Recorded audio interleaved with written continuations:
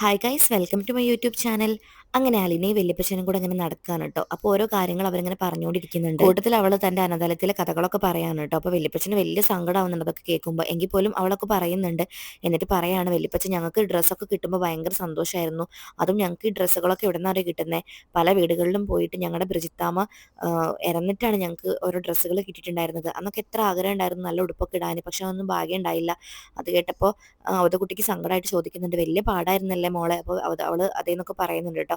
അവതക്കുട്ടിയുടെ കണ്ണൊക്കെ നിറയുന്നുണ്ട്. എന്നിട്ട് അവള് പറയാണ്, പക്ഷെ അധികം ആരും ഡ്രസ്സൊന്നും തരില്ല വലിയപ്പച്ച. ഈ പണക്കാരാണ് തീരെ തരാത്തത്. അവരുടെ ഡ്രസ്സുകളെല്ലാം അവർ അലമാരകളിൽ പൂട്ടി വെക്കും. ഒന്നും ഉപയോഗിച്ചിട്ടും കൂടെ ഉണ്ടാവില്ല. എങ്കിൽ പോലും ആർക്കും കൊടുക്കില്ല എന്നൊക്കെ അവള് പറയാണ്. അത് കേട്ടപ്പോൾ അവതക്കുട്ടി പറയുന്നുണ്ട്, അത് ശരിയാ മോളെ, അങ്ങനെ കുറെ ആൾക്കാരുണ്ട്. ആൽബിച്ചന്റെ ഭാര്യക്ക് അങ്ങനെയാ, ഒന്നും കൊടുക്കുകയില്ല ആർക്കും. അങ്ങനെ അവള് പറയാണ്, അന്ന് ഞങ്ങൾക്ക് വലിയൊരു സങ്കടം ഉണ്ടായിരുന്നു വലിയപ്പച്ച. അതെന്താന്ന് വെച്ചാൽ എല്ലാവർക്കും അച്ഛന്മാരുണ്ട്, പക്ഷെ ഞങ്ങൾക്ക് അച്ഛനില്ല. ഞങ്ങൾക്ക് ബ്രിജിത്താമ്മ മാത്രമല്ലേ ഉള്ളൂ.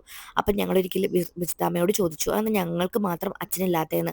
അപ്പോൾ ബ്രിജിത്താമ്മ പറഞ്ഞു, അതെന്താന്ന് വെച്ചാൽ നിങ്ങളൊക്കെ ദൈവത്തിന്റെ മക്കളാണ്. അപ്പൊ നിങ്ങളുടെ അച്ഛൻ ദൈവമാണ്. അപ്പൊ ദൈവത്തിന് എല്ലാവരെയും ഒരുപോലെ നോക്കാൻ കഴിയാത്തതുകൊണ്ടാണ് മറ്റുള്ളവർക്കൊക്കെ വെവ്വേറെ അച്ഛന്മാരെ കൊടുത്തത്. മോൾക്ക് ദൈവത്തിന് അച്ഛനായിട്ട് കിട്ടിയില്ലേ, അതല്ലേ ഏറ്റവും വലിയ ഭാഗ്യം. അന്നത് ബ്രിജിത്താമ്മ പറഞ്ഞപ്പം എനിക്ക് ഒരുപാട് സന്തോഷമായി വല്യപ്പച്ച. അന്ന് ബ്രിജിത്താമ്മ അത് പറഞ്ഞപ്പം എന്റെ സങ്കടങ്ങളെല്ലാം മാറി. എനിക്ക് ഒരുപാട് വിഷമായിരുന്നു അച്ഛനില്ലാത്തത് ആലോചിക്കുമ്പോൾ. പക്ഷെ അത് പെട്ടെന്ന് അതൊക്കെ മാറി. അതൊക്കെ കേൾക്കുമ്പോൾ വല്യപ്പച്ചന് ഭയങ്കര വിഷമാവുന്നുണ്ട് കേട്ടോ. എന്നിട്ട് അവളുടെ തോളിൽ കൈയിട്ടിട്ട് പറയുന്നുണ്ട്, സാരല്ല പോട്ടെ മോൾ ഇങ്ങ് വന്നേ എന്നും പറഞ്ഞ് അവളെ ചേർത്ത് പിടിച്ചിട്ട് വീട്ടിലേക്ക് നടന്നു വരാണ് കേട്ടോ. അങ്ങനെ ഇവര് രണ്ടുപേരും നടന്നു വരുന്ന സമയത്ത് അവിടെ ഫ്രണ്ടിലായിട്ട് ആൻ്റപ്പനും ആ ഒരു ഡ്രൈവറും നിൽക്കുന്നുണ്ട് കേട്ടോ. അപ്പോൾ അവരിവരെ സൂക്ഷിച്ച് നോക്കുന്നുണ്ട്. എന്നിട്ട് ആൻ്റപ്പൻ പറയുന്നുണ്ട്, കണ്ടില്ലേ ആ കുട്ടിച്ചായൻ എന്തിനാ അങ്ങോട്ട് വന്നേ? അവളെ പറപ്പിക്കാനായിരുന്നു. പക്ഷെ ഇപ്പൊ അവർ രണ്ടുപേരും കൂടെ ഒന്നായി. ആ പെണ്ണിന് എന്തോ ഒരു കഴിവുണ്ട്, അല്ലെങ്കിൽ എല്ലാവരെയും ഇങ്ങനെ വളയ്ക്കോ എന്നൊക്കെ ഇങ്ങനെ പറയാൻ കേട്ടോ പരസ്പരം. അപ്പോഴേക്കും അവതക്കുട്ടി അവരുടെ അടുത്തേക്ക് വരുന്നുണ്ട്. എന്നിട്ട് ചോദിക്കുന്നുണ്ട്, ആൻ്റപ്പ നിങ്ങളുടെ സാബ് എത്തിയോ? അപ്പോൾ അവർ പറയുന്നുണ്ട്, ഇല്ല സാബ് അവിടെ മദ്യപിക്കുകയാണ്. അത് കേട്ടപ്പം അവതക്കുട്ടിക്ക് ദേഷ്യം വന്നിട്ട് പറയുന്നുണ്ട്, ഓ അവ രാവിലെ തന്നെ തുടങ്ങിയോ, എന്തൊരു കഷ്ടാണിത്. എന്നിട്ട് പിന്നെ അവതക്കുട്ടി ചോദിക്കുന്നുണ്ട് വിനോദിനോട്, വിനോദെ ഇന്ന് എങ്ങോട്ടെങ്കിലും പോകണമെന്ന് പറഞ്ഞായിരുന്നോ? അത് കേട്ടപ്പോൾ വിനോദ് പറയുന്നുണ്ട്, അതെ തോട്ടത്തേക്ക് പോകണമെന്ന് പറഞ്ഞു, പക്ഷെ ഇതുവരെ കണ്ടില്ല. അപ്പോഴേക്കും അവതക്കുട്ടി പറയുന്നുണ്ട്, എന്നതായാലും നിങ്ങൾക്ക് വർക്കൊന്നും ചെയ്തിട്ടില്ലെങ്കിൽ പോലും നിങ്ങൾക്ക് മാസം പൈസ അക്കൗണ്ടിലേക്ക് വരുന്നില്ലേ? അത് കേട്ടപ്പോൾ വിനോദ് പറയുന്നുണ്ട്, ആ വരുന്നുണ്ട്, പൈസയൊക്കെ കറക്റ്റ് വരുന്നുണ്ട്, ഞങ്ങൾക്കും ജീവിക്കേണ്ടേ കുട്ടിച്ചായ എന്നിങ്ങനെ വിനോദ് പറയുമ്പം അവതക്കുട്ടി പറയുന്നുണ്ട്, ഓ പിന്നെ പിന്നെ ജീവിക്കണം ജീവിക്കണം, നിങ്ങൾക്ക് ലീവ് എടുത്താലും ഇനിയിപ്പോൾ വർക്ക് ചെയ്തിട്ടില്ലെങ്കിൽ പോലും നിങ്ങൾക്ക് മാസം മാസം പൈസ കറക്റ്റ് വരുന്നുണ്ട്. എന്തായാലേ ഇങ്ങനത്തെ ഒരു സ്ഥാപനം വേറെ എവിടെ ഉണ്ടാവില്ല, നിങ്ങളുടെ ഭാഗ്യം എന്നും പറഞ്ഞ് അവതക്കുട്ടി അലിനെയും ചേർത്ത് പിടിച്ചിട്ട് അകത്തേക്ക് പോവാണ്. അവർ രണ്ടുപേരും പോകുന്നത് ഇങ്ങനെ സൂക്ഷിച്ച് നോക്കി നിൽക്കാണ് കേട്ടോ വിനോദും ആൻ്റപ്പനും. എന്നിട്ട് ആൻ്റപ്പൻ വിനോദിനോട് പറയുന്നുണ്ട്, ഈ പെണ്ണ് ഇവിടെ വേറെ ഉറക്കുന്നു തോന്നുന്നുണ്ട്. അത് കേട്ടപ്പോൾ വിനോദും പറയുന്നുണ്ട്, അതന്നെ, പക്ഷെ അങ്ങനെ പറ്റില്ലല്ലോ, ഇതിപ്പോൾ അവതക്കുട്ടി ചായ മാത്രമല്ലേ വന്നുള്ളൂ. അപ്പോൾ ആൻ്റപ്പൻ പറയുന്നുണ്ട്, അതെ അതെ, എന്തായാലും നമ്മുടെ സാബിന് ഒരുപാട് ബന്ധുക്കാരില്ലേ, പോട്ടെ. സാബിന് 3 സഹോദരങ്ങളുണ്ട്. അതുപോലെ തന്നെ സാബിന്റെ ഭാര്യയ്ക്ക് 4 ആങ്ങളമാരുണ്ട്. കൂടാതെ അവർക്ക് 3 മക്കളും ഇല്ലേ. അവരൊക്കെ വന്നു കഴിഞ്ഞാൽ അവതക്കുട്ടിച്ചായം വന്ന പോലെ ആവില്ലല്ലോ, അവളെന്തായാലും ഇറക്കി വിടും. അത് കേട്ടപ്പോൾ വിനോദ് ചിരിക്കുകയാണ് കേട്ടോ. എന്നിട്ട് ആൻ്റപ്പൻ പറയുന്നുണ്ട്, അങ്ങനെയാണെങ്കിൽ നീ ആരുടെ കൂടെ നിൽക്കുക എന്ന് ചോദിക്കുമ്പോൾ ആൻ്റപ്പൻ പറയാണ്, എന്തായാലും അലീനയുടെ കൂടെ നിൽക്കില്ല, അത് ഉറപ്പാണ്, അവൾ നമ്മുടെ എതിർകക്ഷിയല്ലേ എന്നും പറഞ്ഞ് അവർ ചിരിക്കുകയാണ്. എന്നിട്ട് കൈയൊക്കെ അങ്ങോട്ടും ഇങ്ങോട്ടും അടിച്ച് അവർ സന്തോഷത്തോടു കൂടെ നിൽക്കുകയാണ് കേട്ടോ. അവർക്കൊരു പ്രതീക്ഷയുണ്ട് അവളെ ഇവിടുന്ന് തച്ചുടയ്ക്കാൻ പറ്റുന്നൊക്കെ ഉള്ളത്. കാരണം അവൾ വന്നോടുകൂടെ അവരുടെ കളത്തരങ്ങളെല്ലാം പൊളിഞ്ഞില്ലേ, എല്ലാം പാളിപ്പോയില്ലേ, ഇനിയിപ്പം ഒന്നും ചെയ്യാൻ പറ്റില്ലല്ലോ. അല്ലെങ്കിൽ സാബിനെ പറ്റിച്ച് ഒരുപാട് കാര്യങ്ങൾ അവർ നടത്തിക്കൊണ്ടിരുന്നതാണ്. അപ്പോൾ അവർക്ക് നല്ല ലാഭമായിരുന്നു. ഇനിയിപ്പോൾ അതൊന്നും പറ്റില്ലല്ലോ. അതുകൊണ്ട് തന്നെ അവർക്ക് ഭയങ്കര ദേഷ്യം വെറുപ്പാണ് കേട്ടോ അലിനയോട്. അവതക്കുട്ടീനോടും അതുപോലെ തന്നെയാണ്. കാരണം അവതക്കുട്ടി വരുമ്പോഴേ പിന്നെ അവരൊന്ന് ക്വസ്റ്റ്യൻ ചെയ്യുള്ളൂ. അല്ലാത്ത പക്ഷം അവർക്ക് അവിടെ ഭയങ്കര സ്വാതന്ത്ര്യമാണ്. അതുകൊണ്ട് തന്നെ അലിനെയും അവതക്കുട്ടിച്ചായനെയും അവർക്ക് തീരെ ഇഷ്ടമല്ല കേട്ടോ. പിന്നീട് കാണിക്കുന്ന കൃഷ്ണമോളെയാണ് കേട്ടോ. കൃഷ്ണമോളാണെങ്കിൽ ഹോളിൽ ഇരുന്ന് പഠിക്കായിരുന്നു. അപ്പോഴാണ് രോഹിത് അങ്ങോട്ട് വരുന്നത്. അപ്പോൾ രോഹിത് ചോദിക്കുന്നുണ്ട്, ഇന്ന് സ്കൂളില്ല? അപ്പോൾ അവൾ പറയുന്നുണ്ട്, ഇല്ല, ഇന്ന് ടീച്ചേഴ്സിനൊക്കെ ട്രെയിനിങ് ആണ്, അതുകൊണ്ട് 10നും 9നും ഇന്ന് ക്ലാസ് ഇല്ല. അപ്പോൾ പിന്നെ ഞാൻ ഇവിടെ ഇരുന്ന് പഠിക്കാമെന്ന് ഓർത്തു. അപ്പോൾ അവൾ ചോദിക്കുന്നുണ്ട്, ഏട്ടന് പോകാനില്ലേ? അപ്പം അവൻ പറയുന്നുണ്ട്, ഇല്ല, ഇന്ന് സമരമാണ്. അപ്പോൾ അവൾ ചോദിക്കുന്നുണ്ട്, എന്തിനാ സമരം? അപ്പോൾ അവൻ പറയുന്നുണ്ട്, ഒരാളുടെ ചായ മറ്റാൾ കുടിച്ചു, അതുമ്പോൾ പിന്നെ പ്രശ്നമായി, എന്തായാലേ അങ്ങനെയൊക്കെയാണ് ഓരോ സമരങ്ങൾ പൊട്ടി പുറപ്പെടുന്നത് എന്നും പറഞ്ഞ് അവരിങ്ങനെ ചിരിക്കുകയാണ് കേട്ടോ. അപ്പം അവൻ ചോദിക്കുന്നുണ്ട്, ചായ കിട്ടുമോ? അപ്പോൾ അവൾ പറയുന്നുണ്ട്, ജഗ്ഗിലുണ്ട്, എടുത്ത് കുടിച്ചോ എന്നും പറഞ്ഞ് അവൻ ആ ജഗ്ഗിന്ന് ചായ പറഞ്ഞിട്ട് കുടിക്കുകയാണ്. അപ്പോഴേക്കും ബാലചന്ദ്രൻ വരുന്നുണ്ട് കേട്ടോ. അപ്പോൾ അവരോട് ചോദിക്കുന്നുണ്ട്, നിങ്ങൾക്ക് രണ്ടുപേർക്കും പോകാനില്ല? അപ്പോൾ കൃഷ്ണമോള് പറയുന്നുണ്ട്, ഇല്ല അച്ഛാ, എനിക്കിന്ന് ടീച്ചേഴ്സിന് ട്രെയിനിങ്, അതുകൊണ്ട് ക്ലാസ് ഇല്ല. അപ്പം രോഹിത്തിനോ അപ്പം അവൻ പറയുന്നുണ്ട്, അവിടെ നിന്ന് സമരമാണ്, അതുകൊണ്ട് ഞാനും പോകുന്നില്ല. എന്നിട്ട് കൃഷ്ണമോൾ അച്ഛന് ചായ ഒക്കെ കൊടുക്കുന്നുണ്ട് കേട്ടോ. അപ്പം ആ സമയത്താണ് വൈജയന്തി വരുന്നത്. അവൾ നല്ല സാരി കൊടുത്തിട്ടാണ് വരുന്നത്. അതായത് ഓഫീസിലേക്ക് റീജോയിൻ ചെയ്യാനായിട്ട് പോവാണ്. അങ്ങനെ വന്ന സമയത്ത് പറയുന്നുണ്ട്, എടാ രോഹിത്തെ, നീ എന്നെ ഒന്ന് ആക്കി തരാമോ ബൈക്കിലെന്ന് ചോദിക്കുകയാണ്. അങ്ങനെ പിന്നെ അതിനെപ്പറ്റി സംസാരിച്ചുകൊണ്ടിരിക്കുമ്പോൾ അവൻ പറയുന്നുണ്ട്, അച്ഛൻ്റെ കൂടെ പോയിക്കോ, അച്ഛൻ എന്തായാലും ഇറങ്ങാൻ നിൽക്കല്ലേ. അത് കേട്ടപ്പോൾ വൈജയന്തി ബാലചന്ദ്രനെ നോക്കുമ്പോൾ ബാലചന്ദ്രൻ പറയുന്നുണ്ട്, ഞാൻ എന്തായാലും ലേറ്റ് ആവും, ഞാൻ താമസിച്ച് പോവാണെങ്കിൽ ഓക്കെ ആണെങ്കിൽ വന്നോട്ടെ എന്ന് പറഞ്ഞിട്ട് ഒരു താല്പര്യമില്ലാത്ത രീതിക്ക് അങ്ങനെ ഇരിക്കുമ്പോൾ വൈജയന്തി പറയുന്നുണ്ട്, അതൊന്നും പറ്റില്ല, ഞാനിന്ന് ജോയിൻ ചെയ്യാൻ പോവല്ല, അപ്പൊ എനിക്ക് നേരത്തെ പോയേ പറ്റൂ, പ്രശ്നം കൂടുതൽ വഷളാക്കണ്ട എന്ന് ഓർത്തിട്ട് രോഹിത് പറയാണ്, ഞാൻ അമ്മേനെ ഡ്രോപ്പ് ചെയ്ത് തരാം എന്നും പറഞ്ഞ് അവൻ ഡ്രസ്സ് ചേഞ്ച് ചെയ്യാനായിട്ട് റൂമിലേക്ക് പോവാണ് കേട്ടോ. ആ സമയത്ത് വൈജയന്തി ബാലചന്ദ്രനോട് പറയുന്നുണ്ട്, അതെ ഞാനിന്ന് ജോയിൻ ചെയ്യാൻ പോവാണ് ഓഫീസിലേക്ക്. അവൾ നല്ല രീതിക്കാണ് പറഞ്ഞത്, പക്ഷെ ബാലചന്ദ്രൻ മൈൻഡ് ചെയ്യുന്നില്ല കേട്ടോ. അപ്പോൾ വൈജയന്തിക്ക് ഒരു സങ്കടമാവുന്നുണ്ട്, എന്നിട്ട് പറയുന്നുണ്ട്, ഞാൻ പറഞ്ഞത് കേട്ടില്ലേ. അപ്പോൾ ബാലചന്ദ്രൻ പറയുന്നുണ്ട്, നീ എങ്ങോട്ട് പോകണമെങ്കിലും എന്നോട് പറയേണ്ട ആവശ്യം എന്താ, നീ ഇതുവരെ എന്നോട് പറഞ്ഞിട്ടാണോ പോയത്, നീ എവിടെയൊക്കെ പോകുന്നുണ്ട്, വെറുതെ എന്നോടൊന്നും പറയാൻ നിൽക്കണ്ട, പുതിയ ശീലങ്ങളും വേണ്ട. അത് കേട്ടപ്പോൾ വൈജയന്തിക്ക് നല്ല ദേഷ്യം വരുന്നുണ്ട്. എന്നിട്ട് വൈജയന്തി പറയുന്നുണ്ട്, അതെന്താ ബാലചന്ദ്രൻ അങ്ങനെ പറഞ്ഞേ, ഇതുവരെ അങ്ങനെ ആയിരുന്നില്ലല്ലോ. അപ്പോൾ ബാലചന്ദ്രൻ പറയുന്നുണ്ട്, നീ എന്നോട് വെറുതെ പ്രശ്നം ഉണ്ടാക്കാൻ വരാൻ നിൽക്കണ്ട, ഞാൻ നിന്നോട് എന്തെങ്കിലും ചോദിച്ചു കഴിഞ്ഞാൽ നിനക്കൊന്നും പറയാനുണ്ടാവില്ല ലാസ്റ്റ്. ഞാൻ എന്തെങ്കിലുമൊക്കെ ചോദിക്കാനും പറയാനും നിന്നാലേ നിനക്ക് പിടിച്ചു നിൽക്കാനും പറ്റില്ല, അതുകൊണ്ട് നീ നിന്റെ വഴിക്ക് എങ്ങോട്ടെങ്കിലും പോകാൻ നോക്ക് വൈജ എന്നും പറഞ്ഞ് ഭയങ്കര ദേഷ്യത്തോട് കൂടെ അങ്ങനെ തിരിയാണ്. വൈജയ്ക്കാണെങ്കിൽ ഭയങ്കര ദേഷ്യം വന്നിട്ട് വൈജ പറയുന്നുണ്ട്, ഓ മറ്റവള് പോയ ദേഷ്യമായിരിക്കും എന്റെ മേൽ തീർക്കുന്നത്. അതും കൂടെ കേട്ടപ്പോൾ ബാലചന്ദ്രന്റെ കയ്യിൽ നിന്ന് പോവാണ്. അതേ വൈജ, നിന്നോട് ഞാൻ ഒരിക്കൽ പറഞ്ഞു, വെറുതെ നീ എന്നെ കൊണ്ട് പറയിപ്പിക്കാൻ നിൽക്കരുത്, പിന്നെ നിനക്ക് പിടിച്ചു നിൽക്കാൻ കഴിയില്ല എന്നും കൂടെ പറയുമ്പോഴേക്കും വൈജയന്തി പിന്നെ ഒന്നും മിണ്ടാതെ അവിടെ നിന്ന് പോവാണ്. കൃഷ്ണമോളാണെങ്കിൽ ഇതെല്ലാം കേട്ട് പേടിച്ച് നിൽക്കാനുണ്ട്. അപ്പോൾ ബാലചന്ദ്രൻ കണ്ണുകൊണ്ട് ഒന്നുമില്ലാന്ന് കാണിക്കുന്നുണ്ട്. അപ്പോൾ അവൾ പുഞ്ചിരിക്കുന്നുണ്ട്.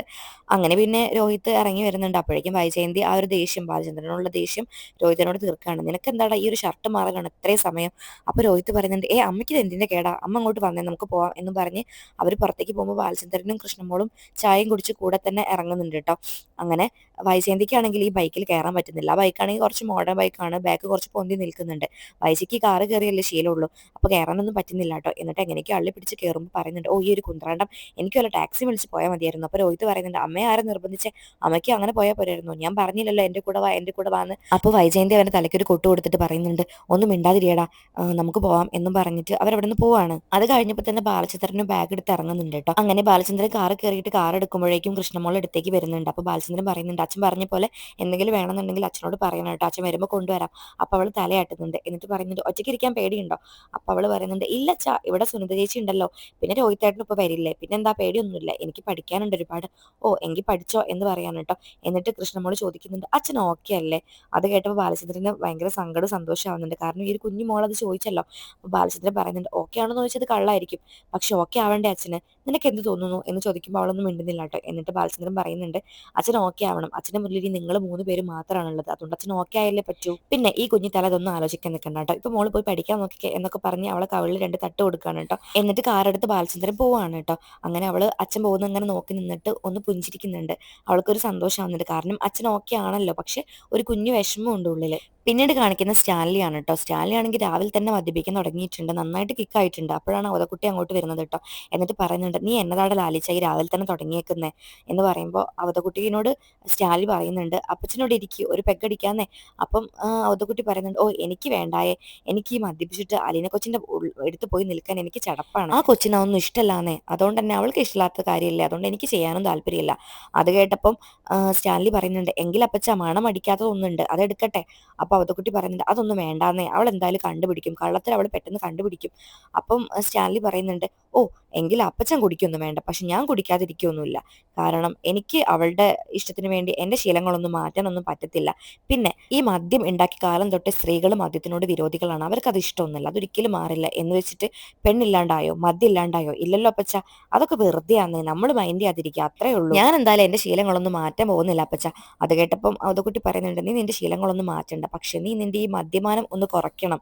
അപ്പോൾ അവൻ പറയുന്നുണ്ട്, അതൊന്നും പറ്റത്തില്ല അപ്പച്ച. ഇതെല്ലാം കേട്ടിട്ട് അവതക്കുട്ടി സ്റ്റാൻലി ഉപദേശിക്കുന്നുണ്ട്, ഞാനൊരു കാര്യം പറയട്ടെ, നിനക്ക് എന്തെങ്കിലും പറ്റിപ്പോയി കഴിഞ്ഞാൽ അവൾക്ക് പിന്നെ ആരാടാ, നിന്റെ ഭാര്യ വീട്ടുകാരായിരിക്കും ആദ്യം ഇങ്ങോട്ട് ഓടി വരിക, അവരാദ്യം അവളെ പിടിച്ച് പുറത്താക്കും, പിന്നെ എന്നെയും പിടിച്ച് പുറത്താക്കും, അപ്പൊ എന്താ ചെയ്യാ, അവൾ ആര് നോക്കും. അങ്ങനെയൊന്നുമില്ല അപ്പച്ച എന്ന് സ്റ്റാൻലി വളരെ ലാഘവത്തോടു കൂടെ പറയുമ്പം അപ്പച്ചൻ പറയുന്നുണ്ട്, അത് നീയാണോ തീരുമാനിക്കുന്നത്, ആയുസ് നിന്റെ കയ്യിലാണോടാ എന്ന് പറഞ്ഞ് ദേഷ്യപ്പെടുകയാണ്. എന്നിട്ട് പിന്നെ സ്നേഹത്തോടെ പറയുന്നുണ്ട്, അതൊന്നും അങ്ങനെയല്ല മോനെ, നീ എന്തായാലും നന്നായിട്ട് ശ്രദ്ധിക്കുക, ആയുസ് നമ്മുടെ കയ്യിലല്ലല്ലോ. അത് കേട്ടപ്പോൾ സ്റ്റാൻലി പറയുന്നുണ്ട്, കാലത്ത് തന്നെ അപ്പച്ചൻ എന്തിനാ എന്റെ സമാധാനം കെടുത്താനാണോ അങ്ങോട്ട് ഇറങ്ങി വന്നേ. അപ്പൊ അവതക്കുട്ടി പറയുന്നുണ്ട്, ഓ നിന്നോട് ഞാനൊന്നും പറയാനില്ല എന്നും പറഞ്ഞ് അവിടുന്ന് പോവാണ് കേട്ടോ. നിനക്കെല്ലാം അറിയുന്ന കാര്യമല്ലേ എന്നും കൂടെ പറയുന്നുണ്ട്. അപ്പച്ചൻ പോയതും സ്റ്റാൻലി മദ്യക്കുപ്പി അവിടെ വെച്ചിട്ട് ഇങ്ങനെ സോഫയിൽ ഇങ്ങനെ നിവർന്ന് കിടക്കുകയാണ് കേട്ടോ. പക്ഷെ മനസ്സിന് എന്തോ ഒരു വിങ്ങല് കുടുങ്ങിയിട്ടുണ്ട്. എന്നിട്ട് വീണ്ടും മദ്യം ഒഴിക്കാനായിട്ട് കുപ്പി എടുക്കുകയാണ് കേട്ടോ. പക്ഷെ അത് അവിടെ തന്നെ വെക്കുകയാണ്. പിന്നെ കുടിക്കുന്നൊന്നുമില്ല. എന്തൊക്കെയോ ആലോചിച്ച് സങ്കടപ്പെട്ട് ഇങ്ങനെ ആ സോഫയിൽ ഇരിക്കുകയാണ്. പിന്നീട് കാണിക്കുന്ന അലീനയാണ് കേട്ടോ. അലീനയാണെങ്കിൽ കിച്ചണിലേക്ക് ഇങ്ങനെ കയറി ചെല്ലുകയാണ് കേട്ടോ. പക്ഷെ അവളെ കണ്ടത് തന്നെ പത്രോസിന്റെ മുഖം അങ്ങോട്ട് പെട്ടെന്ന് മാറാണ്. പത്രോസിന് തീരെ ഇഷ്ടപ്പെടുന്നില്ല കേട്ടോ അവൾ അങ്ങോട്ട് വന്നതൊന്നും. കാരണം ഇത്രയും കാലം പത്രോസിന്റെ സാമ്രാജ്യമാണല്ലോ. എന്തും തനിക്ക് ചെയ്യാവുന്നതല്ലേ ഉള്ളൂ. കാരണം മോഷ്ടിക്കാനാണെങ്കിലും തട്ടിപ്പ് നടത്താനാണെങ്കിലും ഒക്കെ നല്ല സുഖമായിട്ട് പറ്റുന്ന സ്ഥലം. നല്ല ലാവിഷ് തന്റെ അണ്ടറിലാണല്ലോ ആ ഒരു കിച്ചൺ. പക്ഷെ അലീന വന്നതോട് കൂടെ എല്ലാം താറുമാറായി. ഇപ്പൊ അലീനയുടെ കയ്യിലാണ് ഭരണം. ഇതൊക്കെ പത്രോസിന് തീരെ അങ്ങോട്ട് ഇഷ്ടപ്പെടുന്നില്ല. അലീനയാണെങ്കിൽ കിച്ചൺ മൊത്തം ഒന്ന് പരിശോധിക്കാണ് കേട്ടോ. അപ്പൊ കുറച്ച് പച്ചക്കറികൾ മാറ്റി വെച്ചിട്ടുണ്ട്. അപ്പോൾ അവള് ചോദിക്കുന്നുണ്ട് ഈ പച്ചക്കറി എന്താ? അത് കേട്ടപ്പം പത്രോസ് പറയുന്നുണ്ട് അത് കളയാനായിട്ട് എടുത്തു വെച്ചതാ. അപ്പോൾ അവള് പറയുന്നുണ്ട് ഇതിനൊരു പ്രശ്നമില്ലല്ലോ പിന്നെന്താ? അത് വാടിപ്പോയി. അപ്പോൾ അവള് പറയുന്നുണ്ട് ഫ്രിഡ്ജിൽ വെക്കാത്തോണ്ടല്ലേ വാടിപ്പോയത്, ഫ്രിഡ്ജിൽ വെച്ചൂടെ? ഓ അത് സാവിന് ഇഷ്ടമല്ല ഫ്രിഡ്ജിൽ വെച്ചത്. അപ്പോൾ അവള് ഞെട്ടുന്നുണ്ട് കേട്ടോ. എന്നിട്ട് അവള് പറയുന്നുണ്ട് എല്ലാവരും പച്ചക്കറി ഫ്രിഡ്ജിലല്ലേ വെക്കാറ്, ഇവിടെ എന്താ പിന്നെ അങ്ങനെ? ഇവിടെ അങ്ങനെയൊക്കെയാണ്, സാവിന് അങ്ങനെ കുറച്ച് ശീലങ്ങളൊക്കെ ഉണ്ട് അതുകൊണ്ടാണ്. എന്നിട്ട് അവൾ അതൊക്കെ ഒന്ന് ചെക്ക് ചെയ്യാണ് കേട്ടോ. അപ്പൊ അതിൽ ക്യാരറ്റിൽ ഒരു ചെറിയൊരു വരയുണ്ട്. അപ്പോൾ അവള് ചോദിക്കുന്നുണ്ട് ഇതിനെന്താ പ്രശ്നം?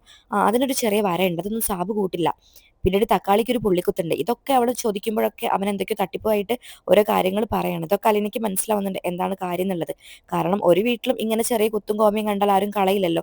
നമ്മൾ തൊലി എടുത്തിട്ടാണല്ലോ ഓരോ കാര്യങ്ങൾ ചെയ്യുക. ഇനിയിപ്പോൾ തക്കാളി ആണെങ്കിൽ പോലും അത് ആ ഒരു ഭാഗം കളയും. അതൊരു കുഞ്ഞു പുള്ളിക്കുത്തല്ല, അത് നമ്മൾ കളയാറ് പോലും ഇല്ലല്ലോ. അപ്പോൾ അവൾക്ക് നന്നായിട്ട് സംശയം കുടുങ്ങുകയാണ്. എന്നിട്ട് അവൾ പത്രോസിനോട് പറയുന്നുണ്ട് എല്ലാ പച്ചക്കറികളിലും ഇങ്ങനെ പാടും കുത്തും കോമയൊക്കെ കാണും എന്ന് വെച്ചിട്ട് എല്ലാവരും അത് കളയോ? അപ്പം പത്രോസ് പറയാണ് ഓ ഇവിടുത്തെ സാവിന് അത്ര ദാരിദ്ര്യമൊന്നുമില്ല, സാവിനൊന്നും പറ്റില്ല, അതുകൊണ്ട് തന്നെയാണ് അത് മാറ്റി വെച്ചത്. അപ്പൊ അവള് പറയുന്നുണ്ട് അത് ശരിയല്ലല്ലോ, അതെങ്ങനെ ശരിയാവും എന്നും പറഞ്ഞ് അവള് വീണ്ടും ക്വസ്റ്റ്യൻ ചെയ്യാണ് കേട്ടോ.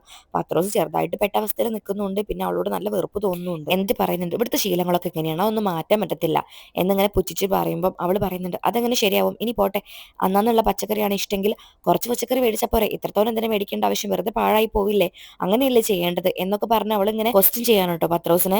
പത്രോസ് ആണെങ്കിൽ ദേഷ്യത്തോട് കൂടെ അവളങ്ങനെ നോക്കിക്കൊണ്ട് നിൽക്കുകയാണ്. അതോടുകൂടി ഈ എപ്പിസോഡ് ഇവിടെ അവസാനിക്കുകയാണ്. അപ്പം നാളത്തെ എപ്പിസോഡിൽ എന്തായാലും അലീനെ പൊളിച്ചടുക്കുന്നുണ്ട് കേട്ടോ പത്രോസിനെ.